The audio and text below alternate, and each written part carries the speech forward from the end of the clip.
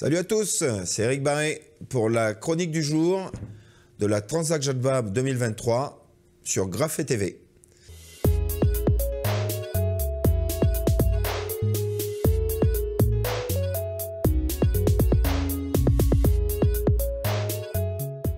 Alors aujourd'hui, on va parler de quoi? Non pas de se prélasser pour les massages qui vont venir avec, pas du tout. On va parler surtout de la sécurité en mer, en tout cas, un peu de sécurité, et la santé. Et bien là, on voit justement une des formes qu'on prend à bord, de pouvoir aller dormir. Là, c'est le moment le plus tranquille en termes de sommeil. Après, il y a des moments où, quand il y a une tempête, on n'est pas forcément dans cette position allongée là, ça dépend du type de bateau. Sur les IMOCA, oui, on peut se permettre. Sur les Ultimes, oui. Mais les bateaux comme les Ocean 50 ou les Classe 40, ça va être très difficile. Pourquoi? Parce que ce sont des bateaux qui volent de tous les côtés. Surtout les nouveaux bateaux, la nouvelle génération. Ça tape de partout, c'est des bruits assourdissants. Donc on est obligé d'avoir des boules casques pour empêcher le bruit. Ou de mettre des casques avec de la musique très douce, très calmante, pour éviter que ça fasse monter ou le stress ou l'abrutissement tout simplement. Donc c'est toutes ces petites astuces-là qu'on va utiliser pour rester en bonne santé, donc aussi bien physique, morale et psychique, parce que ça c'est important. Et donc de temps en temps, s'octroyer des temps de sommeil, surtout que là on est deux, c'est pas en solo. Donc ça permet justement de pouvoir se reposer un peu, de pouvoir, des fois, pendant que l'autre navigue à l'extérieur, surveille sur le pont, écouter un peu de musique, voir un petit film, manger un bout, etc. Donc tout ça, ça fait partie du phénomène santé. En sachant qu'à bord, on a une pharmacie, certains petits hospices pourraient rougir. Pourquoi je dis ça? C'est parce qu'elle est complète, vraiment très très complète, pour soigner quelqu'un à bord qui a une plaie bien ouverte, peut-être faire des petites opérations rapides. Je prends un exemple simple de Bertrand de Broc, que je salue, qui est un ami, qui quelques années auparavant, en faisant un Vendée Globe, il a été obligé d'abandonner, certes, dans un choc de la coque, il s'est mordu la langue, coupé la langue en deux. Heureusement, ça tenait quand même un peu. Et l'opération avec un miroir, vous imaginez, faire une piqûre pour éviter la douleur, pour anesthésier. Ensuite, se recoudre soi-même devant un miroir. J'en connais pas beaucoup qui seraient capables de gérer une chose comme ça, par exemple. Et ensuite, aujourd'hui, ça va super bien, pas de problème. Mais il a fait son opération toute seule avec le médecin par téléphone. Voilà les choses qu'on doit gérer en mer.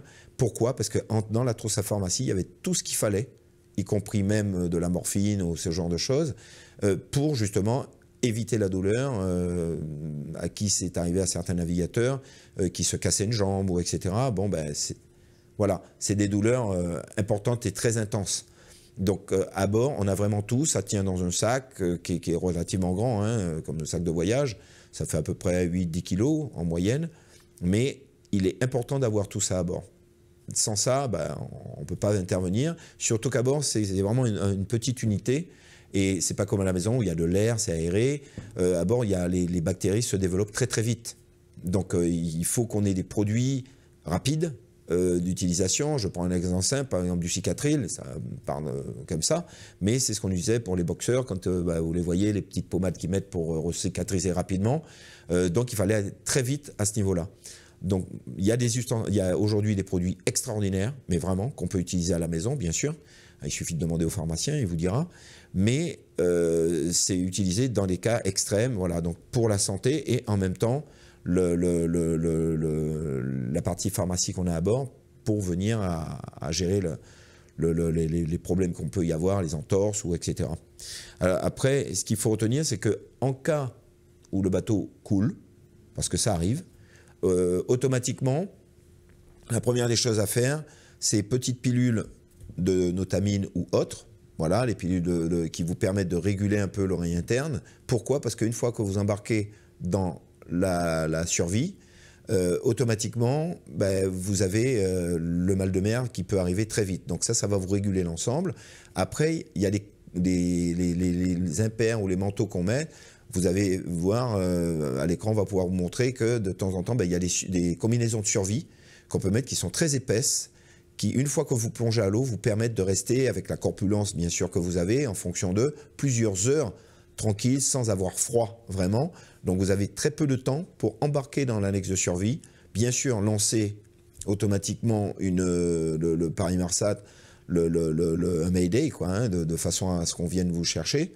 Et l'appareil téléphonique qu'on a par le satellite, que vous avez à bord, comme un téléphone portable, hein, tout simplement, qu'on embarque dans une petite bonbonne, et une fois à bord, sécurité, safe, sans eau, eh ben, on appelle les autorités, on appelle l'organisation, on leur donne la position où le bateau a coulé, où on se trouve dans le truc. De toute façon, par la balise, ils l'ont immédiatement, et c'est souvent comme ça qu'on est survolé et qu'on amène vers vous des bateaux, cargo ou paquebot ou autres, qui viennent vous récupérer, et là, vous êtes sain et sauf à ce moment-là. Donc voilà un petit peu pour cette chronique d'aujourd'hui. On a parlé de santé en mer, comment les petites astuces, etc. Et que vous pouvez pratiquer bien sûr à la maison ou même quand vous sortez en mer sur un bateau plus petit, ou etc. En général. Voilà. Merci à tous pour la chronique d'aujourd'hui sur Graphé TV et bonne nave.